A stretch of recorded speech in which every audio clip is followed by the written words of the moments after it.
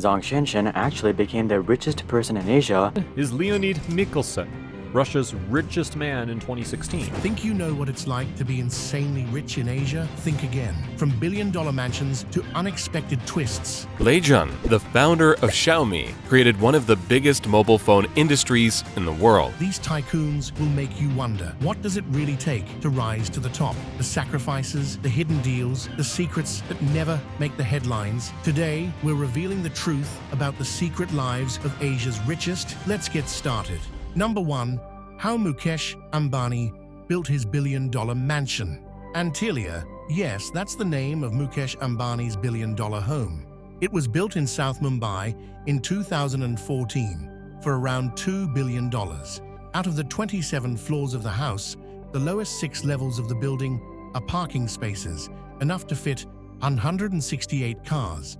Top 4 floors are hanging gardens with a helipad on top. It has multiple living rooms, a spa, a temple, a salon, a snow room with real artificial snowflakes, an ice cream parlor, and a grand ballroom where 80% of the ceiling is covered in crystal chandeliers. The Ambanis hosted 2 of their children's weddings in Antilia. So, how did he get this rich again? Well, he grew up in a business-oriented household, but he isn't rich solely because he's a Nepo baby. After their father, Dhirubhai Ambani, passed away in 2002 without a will or succession plan, Mukesh and his brother Anil had a pretty public fallout. To cool things down, their mother, Kokilaban, stepped in and helped split the Reliance Empire in 2005. Mukesh ended up as the chairman of Reliance Industries, and Anil became the vice chairman. Mukesh got the oil, gas, petrochemicals, and refining businesses, while Anil took over telecommunications, power, and financial services. Mukesh then launched Reliance Jio, shaking up India's telecommunications scene with affordable high-speed internet, which quickly attracted over 400 million subscribers. Number 2, the billionaire behind Nongfu Spring. Up next is a name I bet you're not familiar with. Zhongshan Shan. In 2020, he became the richest person in Asia with a net worth of $77.8 billion. Just a year earlier, he was worth only $2 billion. In fact, by January 2021, his net worth had reached an incredible $95 billion. How in the world do you skyrocket your wealth like this? And so quickly, a tech company, discovering a gold mine, finding oil? Wrong, wrong, and wrong. It was by selling bottled water. Yes, water. So, the water had to be sparkling, flavored, or something fancy, like from a super difficult-to-reach spring on a mountain, right? Nope. This guy set up a company called Nongfu Spring in 1996, which stood out because it didn't remove the natural minerals from its water like other brands did. This made it popular in China, where people were worried about the health effects of drinking distilled water that lacked minerals. After this major success, Nongfu Springs would go ahead and launch a variety of fruit drinks in 2003. Number 3. Pony Ma's secret company. Do you know about Tencent? If you're not from China, you might not. But this tech company is worth knowing about. When you think of the biggest companies in the world, which names come to mind? Amazon, Apple, Google. In China, Tencent is right up there with those giants, maybe even bigger. It all started with a simple chat app called OICQ, launched by Pony Ma and 4 of his classmates. What began as a way to offer internet services has now grown into a company that's everywhere in China, with a market value that has even surpassed Facebook's.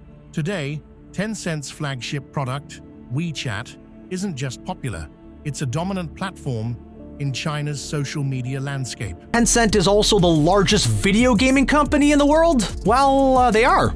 They own 100% of Riot Games. Pony Ma's net worth has seen some big swings, but at its peak, it reached approximately $47.8 billion, making him one of the richest people in the world. Most of his wealth comes from his major stake in Tencent, which has seen its market value soar to over $530 billion at times. Number 4. Wang Jianlin and his Hollywood investments. In 1988, Wang Jianlin, who is now one of China's wealthiest tycoons, founded Dalian Wonder Group with a modest loan of $80,000. Starting with a focus on real estate, Wanda rapidly expanded, becoming one of China's largest property developers. The company soon branched out into luxury hotels, shopping malls, and entertainment. Before anyone knew it, Wang Jianlin was making headlines with a $2.5 billion investment to buy America's AMC cinema chain. While the entertainment industry in the West has been cooling down, the scene in China is heating up. The new complex will feature 20 sound stages, along with hotels, shopping malls, and even an amusement park. This is a big step toward making China a major player in the global filmmaking industry. So much so that even stars like Nicole Kidman are learning a bit of Chinese. Who knows, we might soon see more Hollywood red carpets rolling out in China. Isn't that exciting? Number 5. Zhang Yiming. The TikTok Tycoons returned to his apartment. Zhang Yiming, another Chinese internet entrepreneur, best known as the founder of ByteDance, the company behind popular apps like TikTok and Hu Tao, recently made headlines with a surprising visit to his old apartment building. Why? Well, people were amazed to learn that one of the wealthiest men in South Asia once had a startup in a modest 4-bedroom apartment, where he even struggled to pay the electricity bills. Number 6. Li Ka-shing's struggle story. Then there's Li Ka-shing, one of the wealthiest men in the world. After his father passed away and his family faced financial struggles, Li had to drop out of school and work long hours to help support them. He began as a young boy working in a plastic factory, but his sharp mind led him to make smart investments. At the age of 22, Li started his own company selling plastic flowers, which turned out to be a game changer. He eventually shifted from manufacturing to real estate, making wise property investments in Hong Kong. His company, Chung Kong Holdings, went public in 1972 and quickly became a leading real estate investment firm in Hong Kong. Li's decorated international career began when he bought a stake in a struggling British trading house and turned its fortunes around. Number 7. Alibaba's Daniel Zhang. Daniel Zhang is the mastermind behind Alibaba's incredible success story. Why?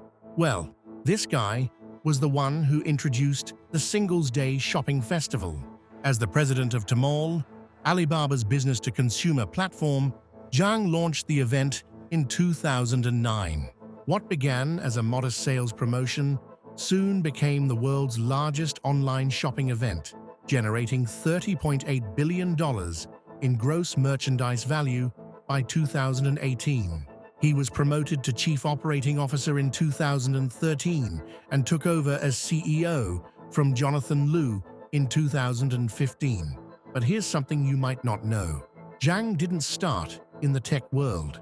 Before joining Alibaba, he was actually in finance.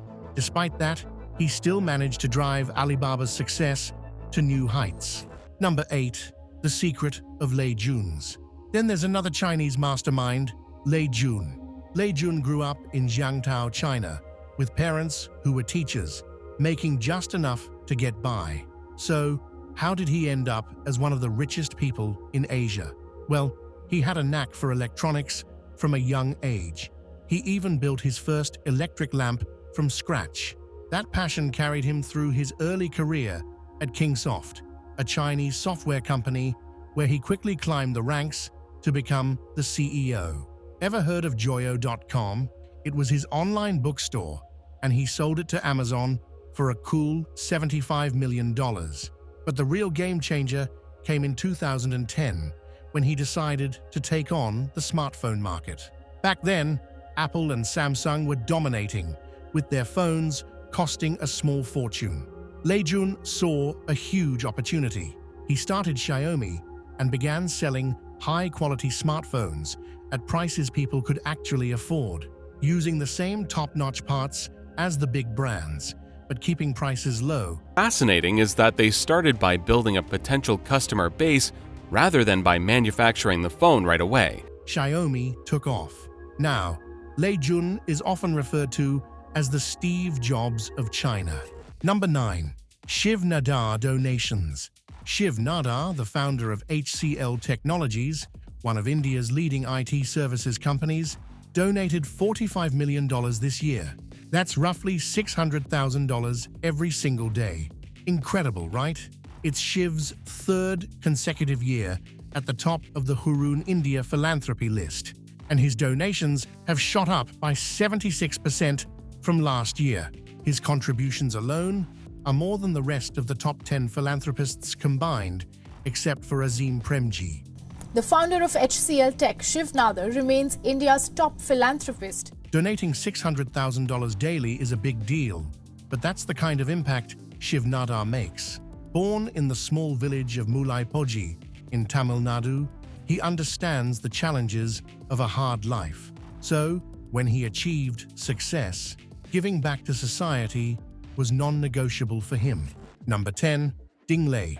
Ding Lei, the CEO and main shareholder of NetEase, has a bit of an unusual story. Born in Ningbo, he went on to study for a degree in communication technology.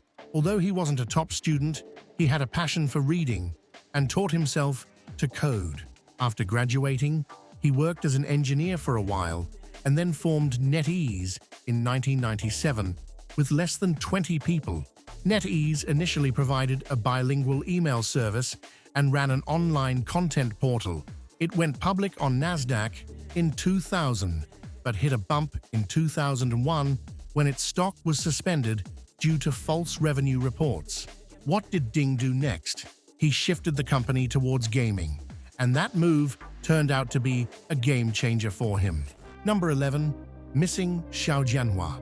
Back in January 2017, Chinese-Canadian billionaire Xiao Jianhua was taken from his room at the Four Seasons Hotel in Hong Kong by Chinese security agents. Apparently, they didn't use any force, which made people worry about how far Chinese authorities could go, even in Hong Kong. According to a source, he was spirited out of that hotel along with his bodyguards and then taken to the mainland. Fast forward to 5 years later, Xiao was facing charges of embezzlement and bribery. He's been sentenced to 13 years in prison, and his company is facing huge fines. Number 12. Radhakishan Damani. Radhakishan Damani is known as the retail king of India. Damani's wealth is estimated to be around $23.7 billion as of August 2024. But it wasn't always like this. Damani grew up in a small apartment in Mumbai. He went to college to study commerce, but dropped out after just 1 year. When his father, who worked in the stock market, passed away, Damani switched from running a ball-bearing business to investing in stocks.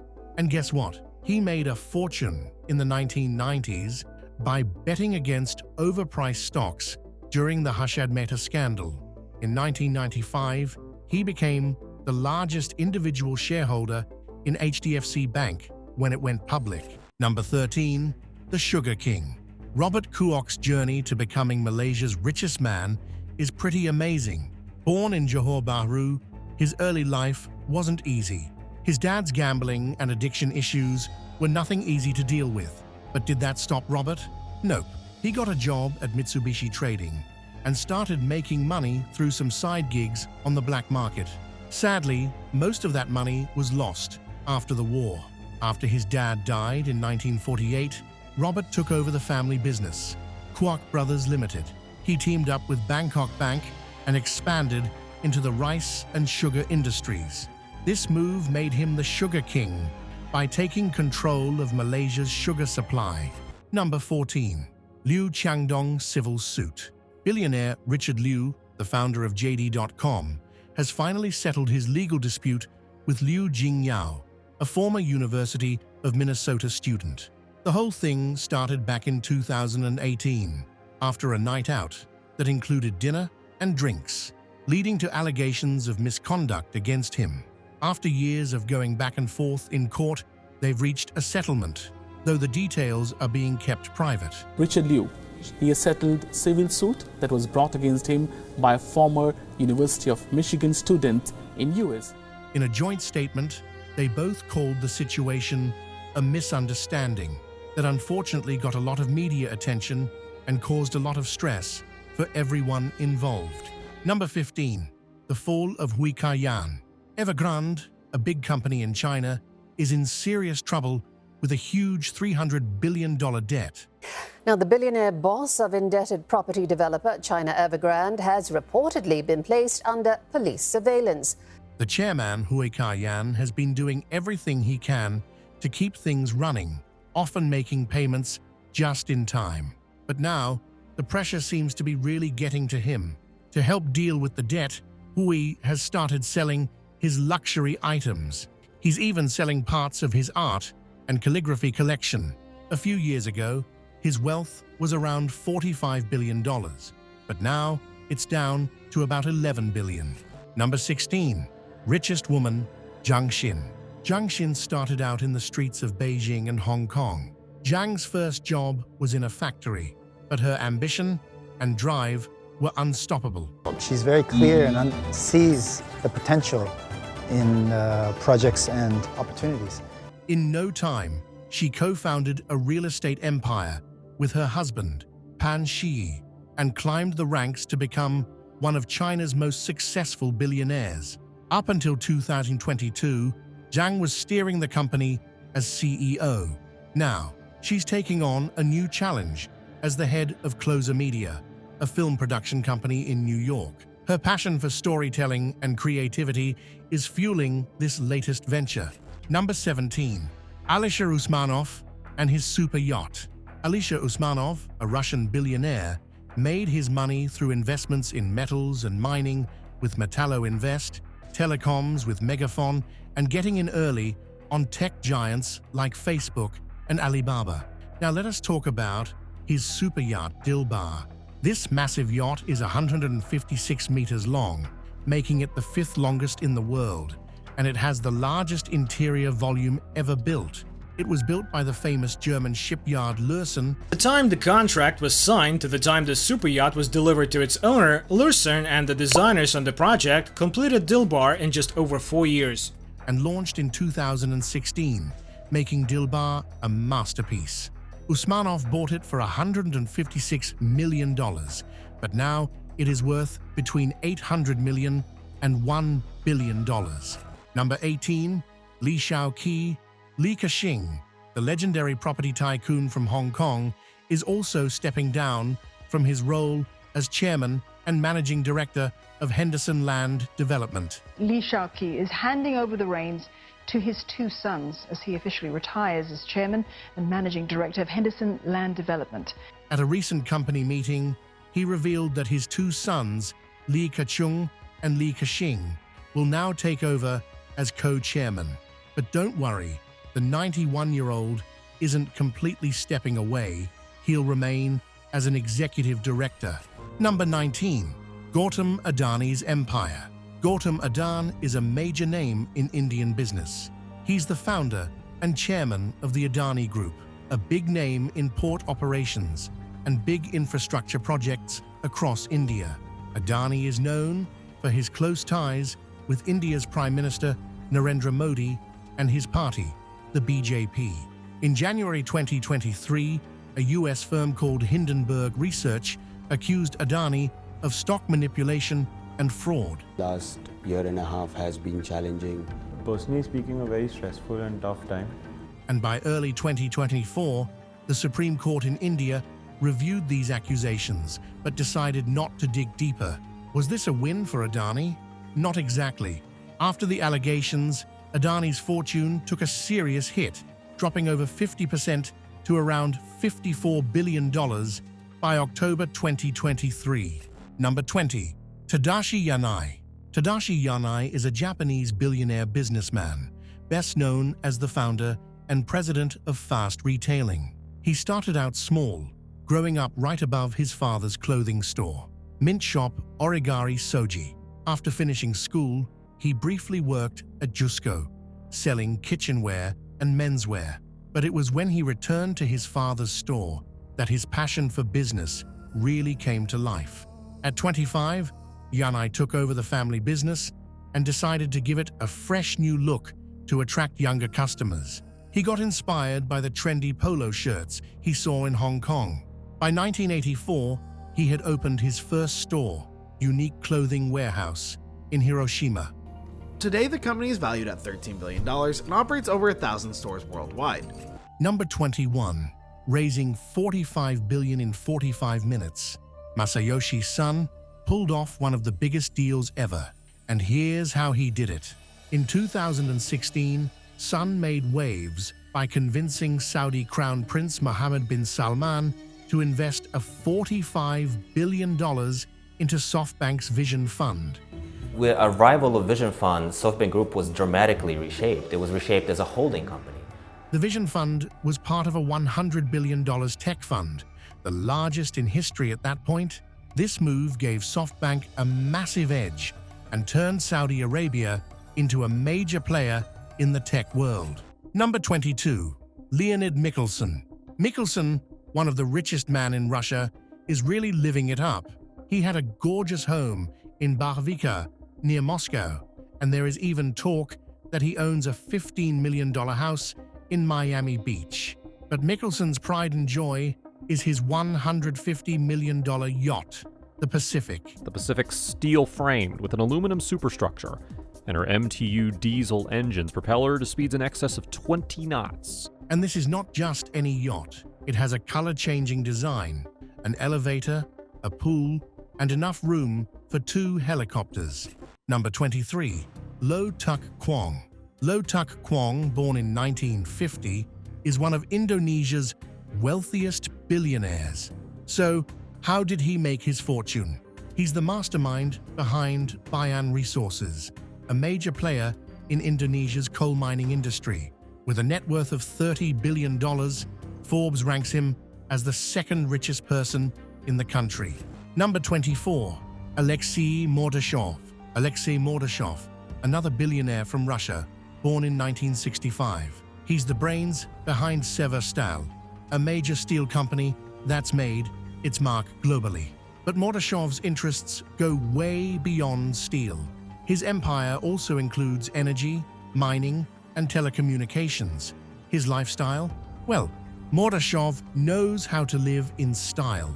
His 100-meter luxury yacht is like a floating palace featuring a spa, gym, and even a helipad.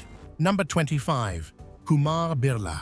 Kumar Mangalam Birla runs one of the biggest companies in India, the Aditya Birla Group. Beyond that, he's the chancellor of the Birla Institute of Technology and Science in Pilani, and he even served as the chairman of the Indian Institute of Management in Ahmedabad. His net worth, as of March 2024, is estimated by Forbes at $23 billion, making him the 6th richest person in India. Birla took charge of the family business in 1995 at just 28, right after his father's passing. Since then, he's boosted the company's revenue from a modest $2 billion to a $45 billion by 2021. Number 26, Henry Tsai. Henry Tsai was born in Xiamen, China. When he was 12, he moved to the Philippines to join his father, who ran a small shoe store. To earn some extra money, young Henry even sold cigarettes on the streets. In 1958, Henry opened his own shoe store, Plaza Shoe Store, in Manila. Realizing the potential, he expanded it into a department store, offering a wider variety of products. Number 27, Terry Gou and Foxconn. Terry Gou made his mark as the founder of Foxconn, the world's largest electronics manufacturer. But business success wasn't enough for him. In 2019, he decided to shake things up and run for president of Taiwan. And you know what inspired him? A dream. Seriously. But even with that otherworldly push, things didn't go his way, and he lost. Still in 2022, he was sitting on $6.8 billion. Number 28. Savitri Jindal. Savitri Devi Jindal, born on March 20th, 1940, is one of India's richest women. In the last 2 years, her net worth tripled from $4.8 billion to $17.7 billion. In 1970, she married O.P. Jindal, the man behind the Jindal Steel and Power Empire. After his sudden and tragic death in a helicopter crash in 2005, Savitri stepped up to take over the company at the age of 55. Number 29. Vladimir Potanin. Vladimir Potanin isn't just one of Russia's richest men. He's also known for his generosity. He's pretty open about his luxurious lifestyle too. He owns not one, but 3 private jets, including the impressive Gulfstream 650, which is worth $65 million. And then there's his mega yacht, Nirvana, which cost over $300 million. But Potanin plans to give away his entire fortune after he's gone. Number 30. Dilip Shanghvi. Back in 1982, Dilip Shanghvi launched Sun Pharmaceutical Industries with just 10,000 rupees. It all began with a small operation and just one drug, but things quickly picked up. By 1997, he was already expanding by buying Caraco Pharma. Then, in 2007, he added Taro Pharma to the mix. And that was it for today. Which of these billionaire stories inspired you the most? Let me know in the comments. If you enjoyed the video, make sure to like, share, and subscribe to the channel. Also, don't forget to hit the bell icon to get all our videos on time. Until next time.